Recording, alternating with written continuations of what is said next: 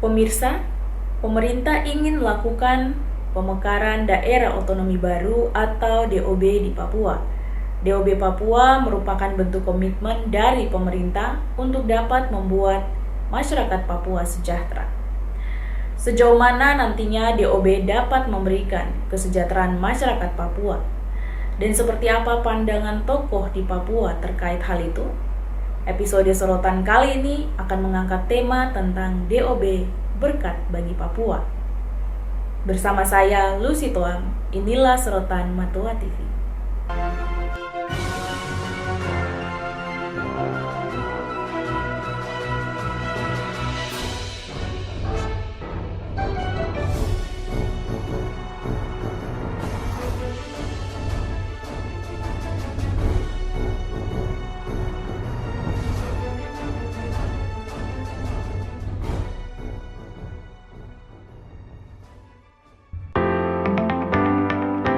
Pemerintah pusat memiliki goodwill untuk dapat memajukan dan mensejahterakan Papua dengan menerapkan daerah otonomi baru DOB atau lebih dikenal dengan pemekaran wilayah.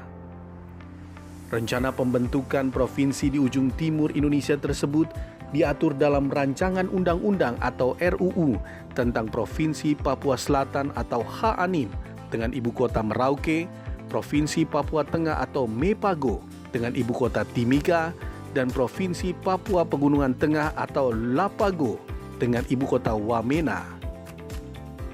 Para tokoh agama, tokoh masyarakat, dan petinggi pemerintahan daerah menyambut positif dengan adanya rencana pemekaran yang akan dilakukan oleh pemerintah pusat.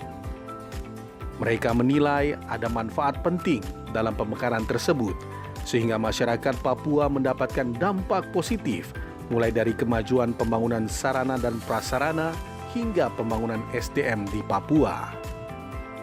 Dari paparan pemerintah daerah dengan angka-angka tentang kemajuan, baik itu sarana prasarana fisik maupun pengembangan SDM dan peluang-peluang kerja, penyerapan tenaga kerja, itu dinyatakan bahwa pemekaran itu sangat menolong, ya, sangat menolong. Sehingga penjelasan ini yang nanti akan disampaikan ke rakyat di Papua, disosialisasikan.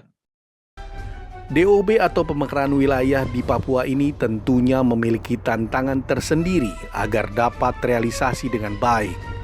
Oleh sebab itu, penting sekali kerjasama para stakeholders, baik pemerintah pusat, pemerintah daerah maupun tokoh-tokoh yang ada di Papua agar masyarakat Papua mendapatkan literasi dan pemahaman yang benar tentang rencana pemekaran tersebut. Masyarakat Papua perlu diberikan edukasi terkait dengan rencana DOB atau pemekaran 3 wilayah di Papua agar mereka dapat beradaptasi dan bisa memberikan kontribusi yang positif untuk Indonesia tercinta.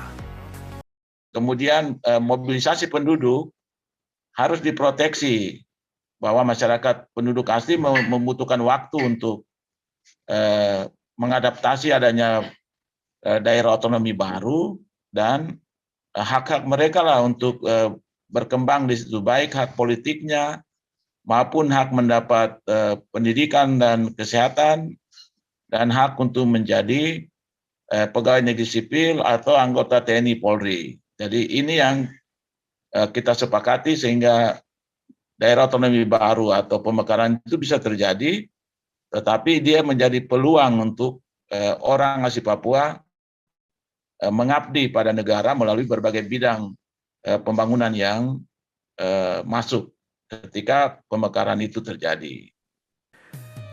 Untuk mendukung realisasinya daerah otonomi baru atau pemekaran wilayah di Papua, para kepala daerah, tokoh agama, tokoh adat, tokoh perempuan, dan tokoh pemuda menyepakati 7 butir kesepakatan yang akan direkomendasikan kepada Presiden dan Menteri Dalam Negeri. Ketujuh kesepakatan tersebut diantaranya mendukung dan berkomitmen melakukan kebijakan otonomi khusus bagi Provinsi Papua, kemudian undang-undang sektoral dalam penerapannya di Provinsi Papua harus disesuaikan otonomi khusus Papua, pemerintah pusat dan DPR RI untuk segera merealisasikan DOB, Pemekaran provinsi diikuti oleh formasi khusus penerimaan ASN, TNI dan Polri yang diisi orang asli Papua atau OAP. Lalu jumlah alokasi kursi anggota legislatif dari Provinsi Papua minimal 5 secara proporsional. Kepala daerah harus diisi orang asli Papua. Dan terakhir, dibentuknya forum kerjasama untuk mengawal percepatan pembangunan kesejahteraan sesuai dengan wilayah adat Papua. DOB Papua akan menjadi tonggak sejarah masyarakat Papua dapat lebih sejahtera. DOB Papua menjadi langkah konkret dan bukti keseriusan pemerintah pusat dalam memajukan Papua. DOB Papua akan menjadikan Papua berubah ke arah yang lebih baik lagi dan mengejar ketertinggalannya dari daerah lain di Indonesia. Demikian sorotan Matua TV kali ini. Sampai jumpa.